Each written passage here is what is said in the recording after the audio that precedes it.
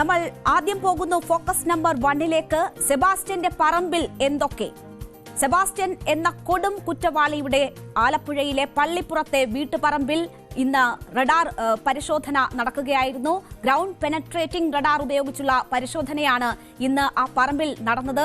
വളരെ ദുരൂഹതകൾ നിറഞ്ഞു നിൽക്കുന്ന ഇടമാണ്. 2.5 ഏക്കറോളം വരുന്ന ആ പറമ്പിൽ ഏതൊക്കെ ഇരകൾ അകപ്പെട്ടിട്ടുണ്ട് എന്നത് സംബന്ധിച്ചുള്ള കേസന്വേഷണത്തിന്റെ ഭാഗമായിട്ടുള്ള പരിശോധനയാണ് നടന്നത്. കേരളത്തിൽ 2ാമത്തെ കേസിൽ മാത്രമാണ് ഇത്തരം ഒരു പരിശോധന നടക്കുന്നത്.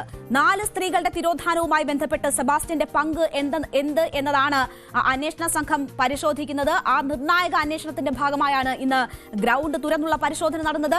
ഗ്രൗണ്ട് പെനട്രേറ്റിംഗ് റഡാർ ഉപയോഗിക്കുമ്പോൾ ഏതാണ്ട് 2-3 മീറ്റർ ആഴത്തിലുള്ള പരിശോധനകളാണ് അവിടെ നടന്നത്. ഇപ്പോൾ ആ പരിശോധനകൾക്ക് ശേഷം സെബാസ്റ്റ്യന്റെ കോട്ടയത്തെ വീട്ടിലും പരിശോധനകൾ നടന്നു. അതിനുശേഷം ഇപ്പോൾ സെബാസ്റ്റ്യന്റെ പെൺസുഹൃത്തായ റോസമ്മയുടെ വീട്ടിലെ ഗ്രൗണ്ടിലും പരിശോധനകൾ ആരംഭിച്ചിരിക്കുകയാണ്. അവിടെ നിന്ന് ഏറ്റവും പുതിയ വിവരങ്ങളുമായി ശരണ്യ സ്നേഹജൻ ചേരുകയാണ്. ശരണ്യ, നിർണായകമായ തെരച്ചിലാണ് ഈ കേസുമായി റോസമ്മയെ ബന്ധിപ്പിക്കുന്നത്. ന്യൂസ് 18ലൂടെ ശരണ്യ പുറത്തുവിട്ട വാർത്തകളാണ്. ഇപ്പോൾ റോസമ്മയുടെ വീട്ടിൽ പരിശോധന നടക്കുന്നു. ആ ഗ്രൗണ്ട് തന്റെ അനുവാദമില്ലാതെ സെബാസ്റ്റ്യൻ വൃത്തിയാക്കി എന്ന് പലകുറി ആവർത്തിച്ച് പറഞ്ഞിട്ടുണ്ട്. വലിയ സംശയം അതുമായി ബന്ധപ്പെട്ട അന്വേഷണ സംഘത്തിനുണ്ട്. ഏതൊക്കെ ഭാഗങ്ങളിലാണ് ഇപ്പോൾ പരിശോധന നടക്കുന്നത്?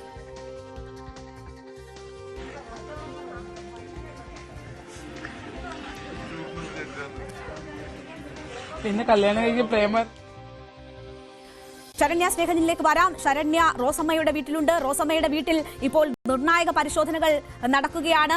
നേരത്തെ റോസമ്മ മാധ്യമങ്ങളോട് ഇതുമായി ബന്ധപ്പെട്ട് മാധ്യമങ്ങൾക്ക് മുന്നിൽ വന്നിരുന്നു. ന്യൂസ് 18ലൂടെ ചില പ്രതികരണങ്ങൾ, വളരെ വലിയ വെളിപ്പെടുത്തലുകൾ റോസമ്മ നടത്തിയതാണ്. റോസമ്മയുടെ ആ പ്രതികരണം കണ്ടതിന് ശേഷം ശരണ്യയിലേക്ക് എത്താം.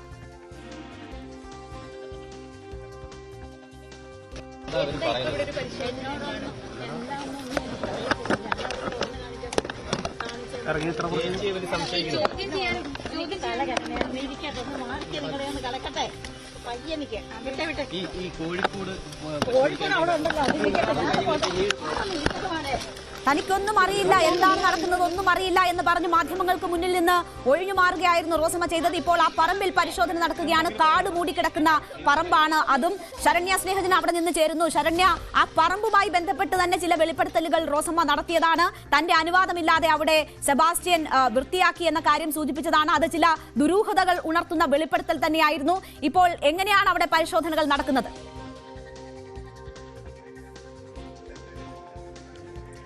രേണുക, ഏറ്റവും നിർണായകമായ, അതായത് മറ്റ് തിരോധാന കേസുകളുമായി ബന്ധപ്പെട്ട് നമ്മൾ പുറത്തുവിട്ട ഏറ്റവും നിർണായകമായ വിവരമായിരുന്നു ഐഷ തിരോധാന കേസിൽ റോസമ്മ എന്ന വ്യക്തിക്ക് ചില വിവരങ്ങൾ, നിർണായക വിവരങ്ങൾ അറിയാമെന്നുള്ളത്. റോസമ്മ നമുക്ക് മുന്നിലേക്ക് എത്തി വെളിപ്പെടുത്തിയ ഓരോ കാര്യങ്ങളും വളരെ പ്രധാനപ്പെട്ടതായിരുന്നു. അതായത് ഐഷയും ഒപ്പം തന്നെ റോസമ്മയും സെബാസ്റ്റ്യനും അടുത്ത സുഹൃത്തുക്കളായിരുന്നു എന്ന് നമ്മളോട് അവർ സ്ഥിരീകരിച്ചു. ഒരു ഘട്ടം വരെ അവർ, അതായത് ആ സൗഹൃദം വിവാഹം വരെ എത്തി എന്ന്, വിവാഹത്തിലേക്ക് വരെ എത്തുന്ന രീതിയിലുള്ള സൗഹൃദമായിരുന്നു എന്നുള്ളതാണ് വ്യക്തമാക്കുന്നത്. പിന്നീട് അവർ പറഞ്ഞ നിർണായകമായ വെളിപ്പെടുത്തൽ സെബാസ്റ്റ്യൻ ഐഷയെ അത് അപായപ്പെടുത്തിയതാകാം. കാരണം ഐഷയുടെ വീടിന്റെ രജിസ്ട്രേഷൻ, വാങ്ങിയ സ്ഥലത്തിന്റെ രജിസ്ട്രേഷന്റെ തലേ ദിവസമാണ് ഐഷയെ കാണാതാകുന്നത്. ഐഷയുടെ ഫോണിൽ നിന്നും തനിക്ക് മിസ് കോളുകൾ വന്നുകൊണ്ടേയിരുന്നു. ഐഷ തിരോധാന കേസ് രജിസ്റ്റർ ചെയ്യപ്പെട്ടതിനു ശേഷം പോലീസ് സ്റ്റേഷനിൽ ഇരിക്കുമ്പോൾ വരെ തനിക്ക് അത്തരത്തിൽ ആ രീതിയിൽ വന്നുകൊണ്ടേയിരുന്നു എന്ന് അവർ വ്യക്തമാക്കിക്കൊണ്ടേയിരുന്നു. ഇപ്പോൾ റോസമ്മ അന്വേഷണ സംഘത്തിന്റെ മുന്നിലേക്ക് എത്തിയിരിക്കുന്നു എന്നുള്ളതാണ്. ഇപ്പോൾ ഈ അന്വേഷണ സംഘത്തിന്റെ ഒരു നിർണായകമായ ഒരു തിരച്ചിൽ എന്ന് പറയുന്നത്, നമ്മൾ നേരത്തെ സൂചിപ്പിച്ചതുപോലെ തന്നെ റോസമ്മ നമ്മളോട് വ്യക്തമാക്കിയ JCB ഉപയോഗിച്ച് താൻ ഇല്ലാതിരുന്ന ദിവസം ഐഷയും സെബാസ്റ്റ്യനും ചേർന്ന് തന്റെ ഈ പുരയിടം കിളച്ചു എന്നുള്ള നിർണായകമായ വെളിപ്പെടുത്തലാണ് അവർ അന്ന് നമ്മളോട് നടത്തിയത്. ആ സ്ഥലമാണ് ഇപ്പോൾ അന്വേഷണ സംഘം പരിശോധിച്ചുകൊണ്ടിരിക്കുന്നത്. NCSSന്റെ സംഘമുണ്ട്. റഡാർ ഉപയോഗിച്ച് ഉൾപ്പെടെയുള്ള പരിശോധനകൾ നടന്നുകൊണ്ടിരിക്കുന്നു. ബിന്ദു തിരോധാന കേസുമായി ബന്ധപ്പെട്ടുള്ള ആലപ്പുഴ ജില്ലയുടെ ക്രൈംബ്രാഞ്ച് സംഘമാണ് ഇപ്പോൾ ഇവിടെ ഉള്ളത് എന്നുള്ളതാണ്. ഈ കോഴിഫോം കാണിച്ചാണെന്ന് അവർ പറഞ്ഞത്. ഇത് വളരെ കുറച്ചു കാലം മാത്രമേ പ്രവർത്തിച്ചിട്ടുള്ളൂ. ഒപ്പം തന്നെ ഈ 40 സെന്റ് സ്ഥലം, ഈ പുരയിടം എന്തുകൊണ്ട് വൃത്തിയാക്കുന്നില്ല എന്ന് നമ്മൾ അവരോട് ചോദിച്ചപ്പോൾ അവർ നമ്മളോട് വ്യക്തമാക്കിയത്, ഇവിടെ മറ്റു വാഹനങ്ങൾ പാർക്ക് ചെയ്യും, അങ്ങനെ ഒരു ബുദ്ധിമുട്ടുള്ളത് കൊണ്ടാണ് താൻ ഈ പുരയിടം ആ രീതിയിൽ വൃത്തിയാക്കാതെ സൂക്ഷിച്ചിരിക്കുന്നത് എന്നുള്ളതാണ്. ആ സമയം റോസമ്മ നിർണായകമായ ചില കാര്യങ്ങൾ പറഞ്ഞു. അതായത് ഈ കോഴി ഫാം കേന്ദ്രീകരിച്ച് ഈ കോഴി ഫാം വളരെ കുറച്ചു കാലമേ പ്രവർത്തിച്ചിട്ടുള്ളൂ എന്ന് നമ്മൾ ചോദിച്ചപ്പോൾ അവർ നമ്മളോട് വ്യക്തമാക്കിയത് ഇതിന് ബോർഡുണ്ട്, ഇത് കോഴി ഫാം തന്നെയാണ് എന്നാണ് അവർ വ്യക്തമാക്കിയത്. ഇതിൽ തന്നെ 2 കാര്യങ്ങൾ വിരുദ്ധമായി റോസമ്മ നമ്മളോട് വ്യക്തമാക്കി എന്നുള്ളതാണ്. അതായത് ആദ്യഘട്ടത്തിൽ നമ്മൾ അവരോട് സംസാരിക്കുന്ന ആദ്യഘട്ടത്തിൽ അവർ നമ്മളോട് പറഞ്ഞത് സെബാസ്റ്റ്യനുമായി ഐഷ തിരോധാനത്തിന് ശേഷം ഒരു ബന്ധവുമില്ല എന്ന് അവർ നമ്മളോട് സ്ഥിരീകരിക്കുന്നു. പിന്നീട് നമ്മൾ അവരോട് സംസാരിച്ച വളരെ ദൈർഘ്യമേറിയ സംഭാഷണമായിരുന്നു നമ്മളുമായിട്ടുള്ളത്.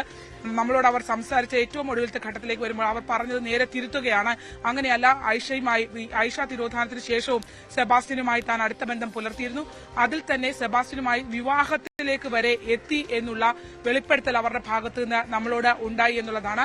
വിവാഹത്തിലേക്ക് എത്തുന്നത് 2017 കാലയളവിലേക്ക് വിവാഹം കഴിക്കാമെന്നുള്ള തീരുമാനത്തിലേക്ക് പോയി. അത്രയും നല്ല അടുത്ത ബന്ധത്തിലായിരുന്നു അവർ എന്നുള്ളതാണ് വ്യക്തമാക്കിയത്. എങ്ങനെയാണ് സെബാസ്റ്റ്യൻ ഇവിടെ വന്നത് എന്ന് നമ്മൾ ചോദിക്കുമ്പോൾ അവർ പറഞ്ഞത് ഇവിടെ ഈ ഭൂമി വിൽപ്പനയുമായി ബന്ധപ്പെട്ട്, അതായത് ഈ ഭൂമി വാങ്ങാം എന്ന് പറഞ്ഞാണ് സെബാസ്റ്റ്യൻ ഈ വീട്ടിലേക്ക് എത്തിയത് എന്ന് അവർ വ്യക്തമാക്കുന്നു.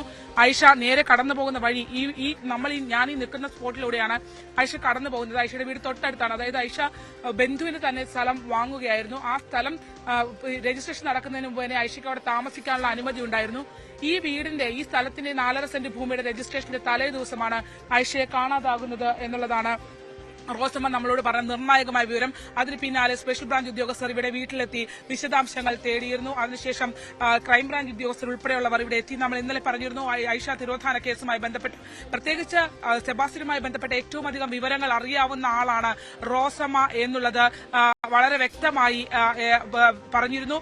മാത്രമല്ല, ഈ അന്വേഷണത്തിൽ, അതായത് ഇപ്പോൾ നമുക്ക് ഏറ്റുമാറിലുണ്ടായ തിരോധാന കേസാണെങ്കിലും ചേർത്തലയിലെ തിരോധാന കേസുകളാണെങ്കിലും റോസമ്മ സെബാസ്റ്റ്യൻ എന്താണ് എന്നുള്ള ഒരു ചിത്രം കൃത്യമായ അന്വേഷണ സംഘത്തിന് നൽകാൻ കഴിയുന്ന ആളാണ് റോസമ്മ എന്നുള്ളതാണ് വ്യക്തമായിരുന്നത്. ആ ഒരു സാഹചര്യം കൂടി കണക്കിലെടുത്തുകൊണ്ടും അവർ പറഞ്ഞ മൊഴികൾ നമ്മളോടാണ് അവർ ആദ്യമായി ഇത്തരം ഒരു വെളിപ്പെടുത്തൽ നടന്നത്. അതിനുശേഷം ഒരുപാട് മാധ്യമങ്ങൾക്ക് മുന്നിൽ അവർ എത്തി. പറഞ്ഞ കാര്യങ്ങളല്ല, നമ്മളോട് പറഞ്ഞ കാര്യങ്ങളല്ല അവരോട് പറഞ്ഞത്, അന്വേഷണ സംഘത്തോടും അതല്ല പറയുന്നത്. അങ്ങനെ പല രീതിയിൽ ഇവർ കാര്യങ്ങൾ മാറ്റി പറഞ്ഞുകൊണ്ടേയിരിക്കുന്നു. പക്ഷേ ഒരു കാര്യം ഉറപ്പാണ്, സെബാസ്റ്റ്യനുമായി ബന്ധപ്പെട്ട ദുരൂഹതകൾ ഈ വീട്ടിലും ഒളിഞ്ഞിരിപ്പുണ്ട് എന്നുള്ളതാണ്.